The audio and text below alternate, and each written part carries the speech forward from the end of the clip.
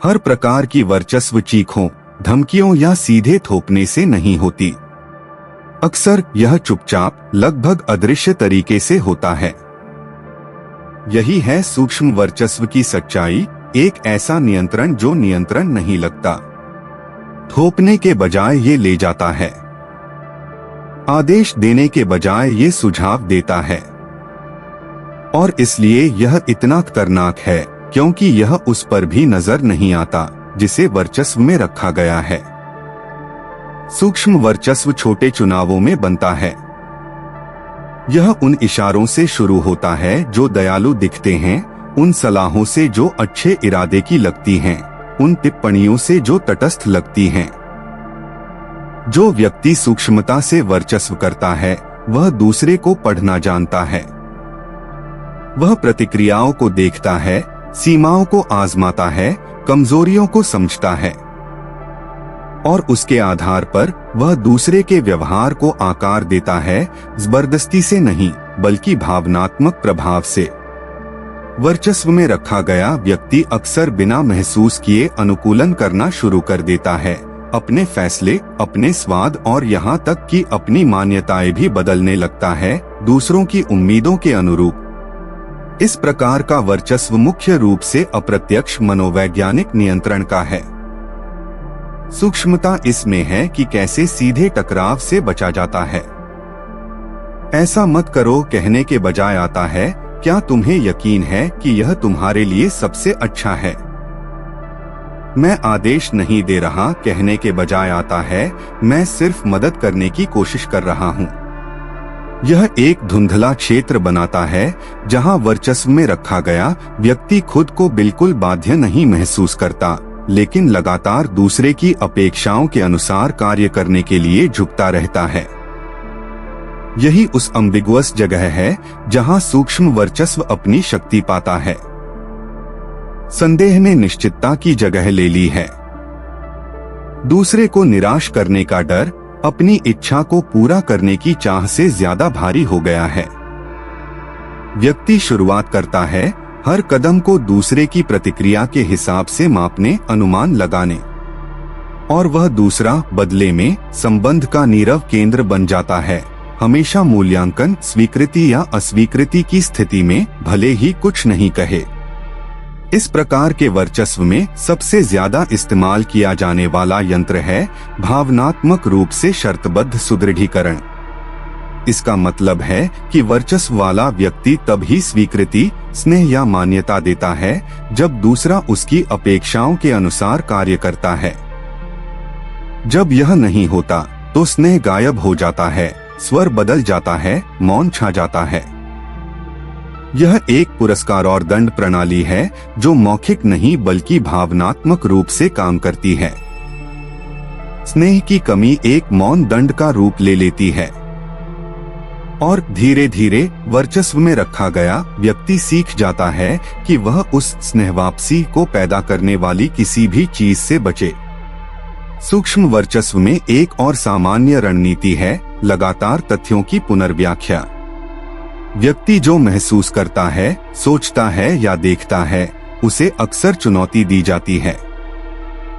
मुझे लगता है तुम अति उत्तेजित हो, यह सब तुम्हारे मन की बात है, तुमने गलत समझा जैसी पंक्तियां उपयोग की जाती हैं व्यक्ति की अपनी धारणाओं पर विश्वास को कमजोर करने के लिए। इससे भावनात्मक स्वायत्तता कमजोर होती है। पीड़ित व्यक्ति दूसरे पर इतना निर्भर हो जाता है कि यह जानने के लिए भी कि उसकी अपनी अनुभूति वैध है या नहीं। इस घटना को मनोविज्ञान में गैसलाइटिंग के नाम से जाना जाता है। और जब यह सूक्ष्म रूप से होता है तो यह और भी विनाशकारी है, क्योंकि वहां जबरदस्त चाल नहीं होती बल्कि छोटे छोटे विकर्णों की एक श्रृंखला होती है जो जमा होती जाती है। व्यक्ति अपने आप से, अपनी स्मृति से, अपनी संवेदनशीलता से शक करने लगता है और इस अनिश्चितता के मैदान पर वर्चस्व फलता फूलता है। आखिरकार जो व्यक्ति खुद पर शक करता है वह उस पर भरोसा करता है जो अधिक सुरक्षित लगता है। सूक्ष्म वर्चस्व का आदर्श माहौल वह है जहां भावनात्मक असंतुलन या स्नेह भाव है। जिन लोगों की आत्मछवि कमजोर है, जिन्हें बचपन में बहुत आलोचना मिली हो या जिन्होंने स्वीकृति की तलाश में हो, वे अधिक आसान लक्ष्य होते हैं। यह उन्हें कमजोर नहीं बनाता बल्कि उन्हें संवेदनशील बनाता है। और सूक्ष्म वर्चस्वी इन फिसलनों को पहचानना जानता है। वह अपना प्रस्तुतिकरण एक विश्वसनीय व्यक्ति के रूप में करता है, एक सुरक्षित बंदरगाह के रूप में। लेकिन धीरे धीरे वह दूसरे की वास्तविकता को इस तरह आकार देता है कि उसकी मौजूदगी अनिवार्य हो जाती है। यह भावनात्मक निर्भरता धीरे धीरे बनती है। वर्चस्वकर्ता यह नहीं कहता कि तुम मुझ पर निर्भर हो, वह ऐसा वातावरण बनाता है जहां मुझ पर निर्भर होना सबसे अच्छा या एकमात्र विकल्प लगता है। वह समर्थन देता है जब कोई और समझ नहीं पाता। वह सबसे शांत आवाज है जब सब कुछ उलझा सुलझा लगता है। लेकिन इसका एक अदृश्य कीमत है, स्वायत्तता का क्रमिक क्षय। वर्चस्व में रखा गया व्यक्ति खुद के छोटे छोटे हिस्सों को त्यागने लग जाता है, जब तक कि उसे एहसास न हो जाए कि अब उसे नहीं पता कि अकेले होने पर वह क्या करेगा। सूक्ष्म वर्चस्व अक्सर पेशेवर माहौल में भी प्रकट होता है। एक बॉस जो कभी सीधे कार्य थोपता नहीं, लेकिन आंखों या मौन से स्पष्ट कर देता है कि वह क्या उम्मीद करता है। एक सहकर्मी जो हमेशा ज्यादा जानता दिखता है, लेकिन पूरा ज्ञान कभी साझा नहीं करता। एक ऐसा माहौल जहां अनकहे नियम होते हैं, जहां मान्यता हमेशा अप्रत्यक्ष आज्ञाकारिता से जुड़ी होती है। ये संदर्भ चुप नियंत्रण की संस्कृति बनाते हैं, और जो अनुकूल नहीं होते उन्हें बिना शोर शराबे बाहर कर दिया जाता है। प्रेम संबंधों में सूक्ष्म वर्चस्व रोमांटिसिज्म का रूप धारण कर सकता है। मैं सिर्फ इसलिए जलता हूँ क्योंकि मैं तुमसे बहुत प्यार करता हूँ, या तुम्हें अपने दोस्तों के साथ बाहर जाने की जरूरत नहीं, तुम्हारे पास तो मैं हूँ, जैसी पंक्तियाँ पहली दृष्टि में स्नेह की अभिव्यक्ति लग सकती हैं, लेकिन व्यवहार में वे सीमाएं छुपाती हैं। वर्चस्वकर्ता स्वयं को भावनात्मक जीवन का केंद्र बनाता है, और समय के साथ पीड़ित व्यक्ति अपने आप को दोषी महसूस करता है अपनी जगह चाहने के लिए। प्रेम नियंत्रण का उपकरण बन जाता है, और सूक्ष्मता इस बात में है कि पीड़ित को यह विश्वास दिला दिया जाता है कि यह सब प्राकृतिक है। सूक्ष्म वर्चस्व में सबसे खतरनाक बात यह है कि इसे अक्सर तब जाना जाता है जब वह पहले ही गहरा नुकसान पहुंचा चुकी होती है। पीड़ित व्यक्ति यह नाम नहीं दे पाता कि वह क्या महसूस कर रहा है, यह समझ नहीं पाता कि वह क्यों दबाव में है, भले ही उसे किसी चीज पर स्पष्ट रूप से रोक न लगाई गई हो। वह सिर्फ यह पहचान पाता है कि उसने वे काम करना बंद कर दिए जो उसे पसंद थे, कि वह हमेशा अंडर कर्व में चल रहा है, कि उसने अपनी सहजता खो दी है। और जब वह प्रतिक्रिया देने की कोशिश करता है तो अक्सर उसे यह प्रतिक्रिया मिलती है, तुम समस्या वहां देख रहे हो जहां नहीं है, या तुम कृतघ्न हो रहे हो। इस प्रकार की प्रतिक्रिया मुक्ति की कोशिश को बंद कर देती है। पीड़ित व्यक्ति उस पर शक करने के लिए दोषी महसूस करता है जो केवल तुम्हारे भले के लिए है।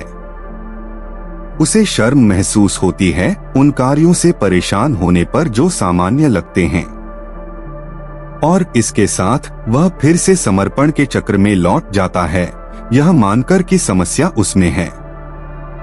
इस चक्र से बाहर निकलने के लिए पहले जरूरी है साक्षात्कार। यह सीखना चाहिए कि संकेतों को पहचानना, जैसे क्या यह चुनाव वास्तव में मेरा था, या जब मैं इस व्यक्ति को नाखुश करता हूं तो मुझे क्यों बुरा लगता है। इन प्रश्नों से छुपे नियंत्रण की उपस्थिति को चिन्हित किया जा सकता है। दूसरा कदम है अपनी भावनात्मक स्वायत्तता को मजबूती देना। इसमें थेरेपी, दोस्तों से पुनः जुड़ाव, वो गतिविधियां फिर से करने की कोशिश शामिल हो सकती हैं जो छोड़ी गई थीं। व्यक्तिगत पुनरुद्धार के छोटे छोटे कार्य। यह समझना महत्वपूर्ण है कि एक सूक्ष्म वर्चस्वकर्ता का प्रत्यक्ष सामना हमेशा प्रभावी नहीं होता। वह शायद स्वीकार नहीं करेगा कि वह नियंत्रण कर रहा है। उल्टे वह खुद को अन्यायग्रस्त बताएगा, ऐसा व्यक्ति जो सिर्फ मदद करने की कोशिश कर रहा है। इसलिए सीधे टकराव के बजाय सबसे सुरक्षित रास्ता है आंतरिक मजबूती। जब व्यक्ति अपनी आवाज, अपनी इच्छा और अपनी सीमाएं वापस पाता है, तब वर्चस्व की शक्ति शिथिल हो जाती है। सूक्ष्म वर्चस्व को पुष्ट करने के लिए उपयुक्त माहौल भी महत्वपूर्ण है। जितना अधिक शांतिपूर्ण होगा वातावरण, उतनी ही तेजी से वह फलता फूलता है। इसलिए इन विषयों पर बात करना, अनुभव साझा करना और समर्थन तलाशना बहुत प्रभावी तरीके हैं चक्र को तोड़ने के। मनोभ्रष्टता प्रेरित नियंत्रण चुप्पी से पोषित होता है, लेकिन स्पष्टता, जागरूकता और संवाद शक्तिशाली प्रतिकार हैं। आखिर में यह समझना जरूरी है कि वर्चस्व चाहे कितना भी सूक्ष्म हो, हमेशा सत्ता असमानता लेकर आता है। यह किसी से आ सकता है जिसे आप प्यार करते हो, जिसे आप आदर करते हो या जिसे आप मासूम समझते हो। लेकिन चाहे रूप जो भी हो, हमेशा नियंत्रण की तलाश में होता है। और किसी को अपनी स्वायत्तता त्यागने का अधिकार नहीं है, उस संबंध के नाम पर जो मास्क के पीछे आज्ञाकारिता की मांग करता हो। सूक्ष्म वर्चस्व से मुक्ति एक प्रक्रिया है। इसमें समय लगता है, समर्थन चाहिए और सबसे आगे हिम्मत चाहिए।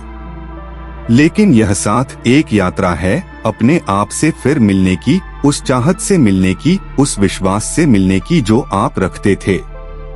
क्योंकि असली आजादी वहीं शुरू होती है जब आप दूसरों की अपेक्षाओं के आधार पर जीना बंद कर देते हैं और अपने चेतन निर्णयों के आधार पर अपनी जिंदगी बनाने लगते हैं। और इससे ज्यादा शक्तिशाली कुछ भी नहीं है। पर्दे गिरते हैं, लेकिन खेल जारी है। देखो, मौन रहो, नियंत्रण रखो। मस्तिष्क के पर्दे के पीछे, वहीं पर सब वास्तव में होता है। अंधेरा रंगमंच जहां कुछ भी वैसा नहीं जैसा लगता। अगर मंच ने तुमको कुछ दिखाया है जिसे तुमने कभी नहीं देखा, मौन मत जाओ, उसे आनंद लो। उसे उन लोगों के साथ साझा करो जो अभी भी अंधेरे में जी रहे हैं। और सब्सक्राइब करो, पल पहले कि पर्दे पूरी तरह नीचे गिर जाएं।